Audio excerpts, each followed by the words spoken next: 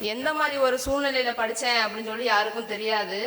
என்னோட அப்பாவுக்கு பார்த்தீங்கன்னா 2019 அவங்களால சரியாக நடக்க முடியாது. ஒரு 5 நிமிஷத்துக்கு மேலே அவங்களால உட்காரவும் முடியாது.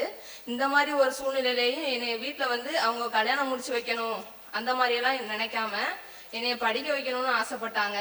அதனால என்னோட முதல் நன்றியை நான் அவங்களுக்கு சொல்லிக்கிறேன். நம்ம எதை பற்றி ஆழமாக சிந்திக்கிறோமோ, எதுக்காக நம்ம அதிகமாக ஆசைப்படுறோமோ அதுக்கு இந்த பிரபஞ்சமே நம்மளுக்கான உதவிகளை பண்ணும் அப்படின்னு சொன்னாங்க. நடந்து முடிஞ்ச குரூப் 1 எக்ஸாம் நான் கிளியர் பண்ணியிருக்கேன்.